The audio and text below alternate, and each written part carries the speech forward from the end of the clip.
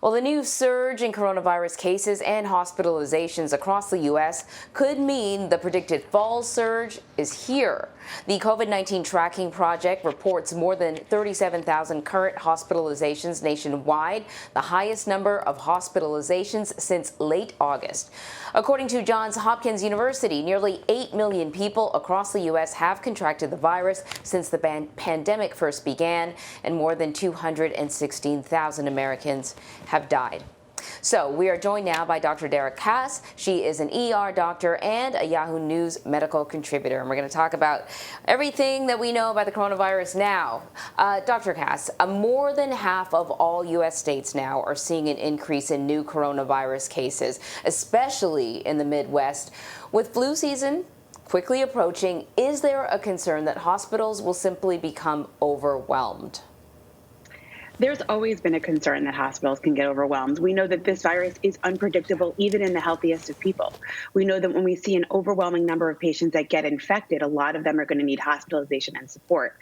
And we know that the best way to prevent those hospitals from getting overwhelmed is to prevent people from getting this virus. So yes, there's a definite concern that the patients that are going to come to the hospital are going to need to be admitted, that we're seeing hospitals in Wisconsin be overwhelmed with no ICU beds, opening field hospitals like we had to in New York in early March and April. So yes, this is a big concern of those of us who are looking to prevent as many deaths as possible from this virus.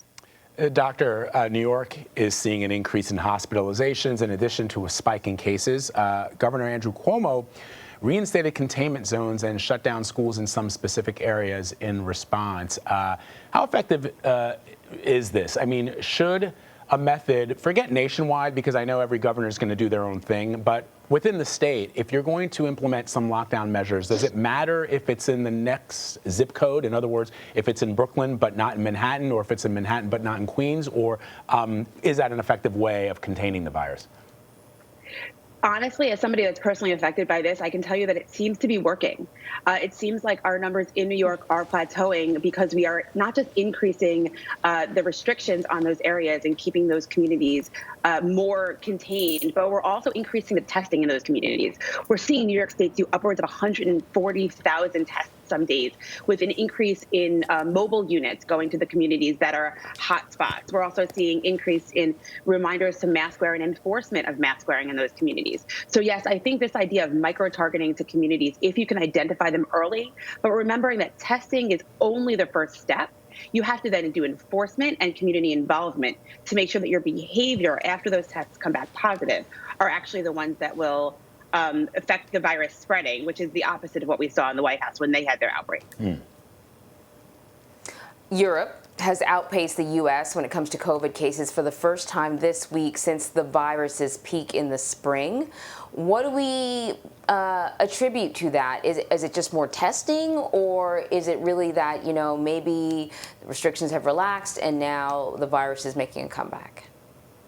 So I think it's all of it. I think that, you know, obviously with Europe having so many different countries and leadership and different decisions, there's going to be different levels of lockdown, or more importantly, containment in each community. We're seeing that each of the countries that are having outbreaks are doing some level of containment, right? Paris is having new restrictions, Italy showing new restrictions because they are responding to these increasing cases. We're also seeing that they do have an increase in number of testing because they're trying to identify the cases that they have. So what I can say is it's probably a combination of fatigue, increased testing, and virus spreading. But I'm optimistic that they're going to do something about it, and we're going to see them come back on the other side with a decrease in number of cases and hopefully a very low number of people who've died. Yeah, it's an important distinction, and I sort of feel that, and Emery and I have talked about this, that I've tried not to let my guard down. I know that in the summer months, people became a little bit more lax about the things that we had been told last March. And now, as we go into the fall, CDC Director Robert Redfield is warning that Thanksgiving gatherings could cause COVID-19 cases to soar. And the nation's top infectious disease expert, Dr. Anthony Fauci, weighed in on that with Norah O'Donnell yesterday. Let me play a bit of what he had to say.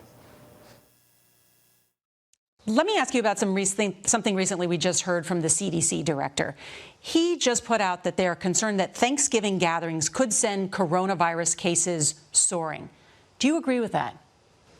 Oh, I do. And that's really an unfortunate fact that is going to cause, obviously, some concern about everyone who looks forward to the holidays and interacting with family members that they haven't seen in a while.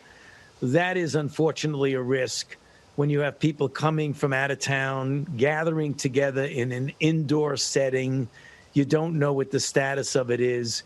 It is unfortunate because that's such a sacred part of American tradition, the family gathering around Thanksgiving. But that is a risk. So what is your...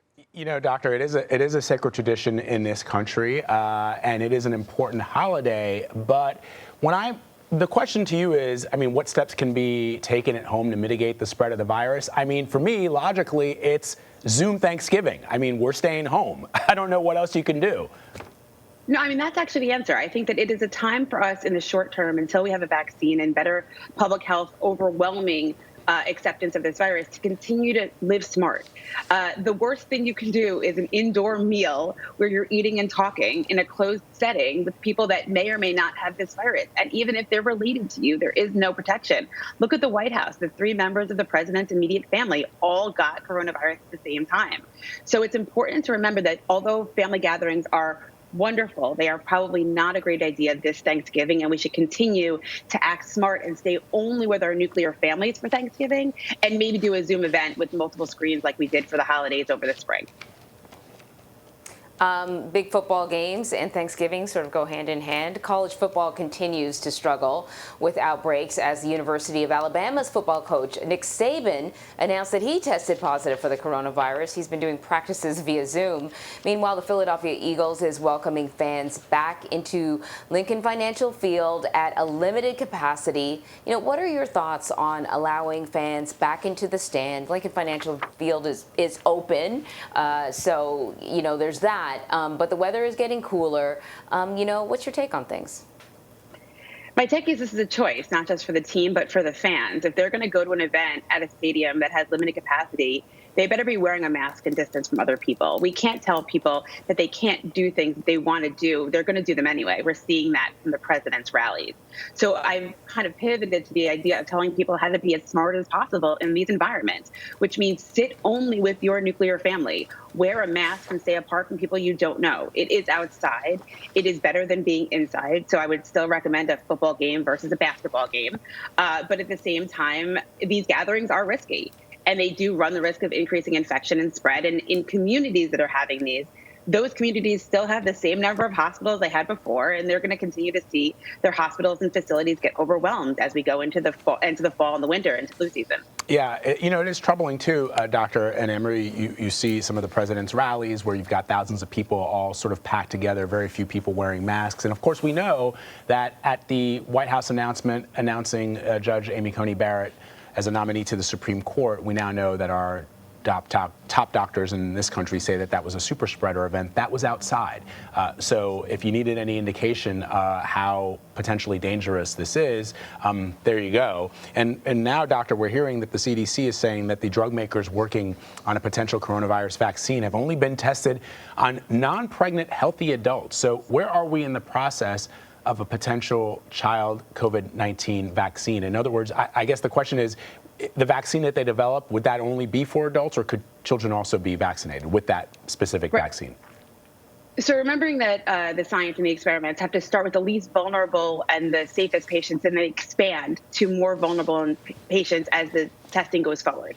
So Pfizer has now been approved to increase its testing to children over the age of 12, between 12 and 16, which is a step in the right direction if we're going to be giving this vaccine to children. We want to make sure it was tested and proven safe in children. So this is good news. It means that the vaccine science is moving forward. This is not a child vaccine. This is the same vaccine being experimented on adults, and you know, it's already in phase 3 clinical trials, but now they're expanding its experimentation to children under the age of 16. All right, Dr. Dara Kass, as always, we thank you very much. Really interesting.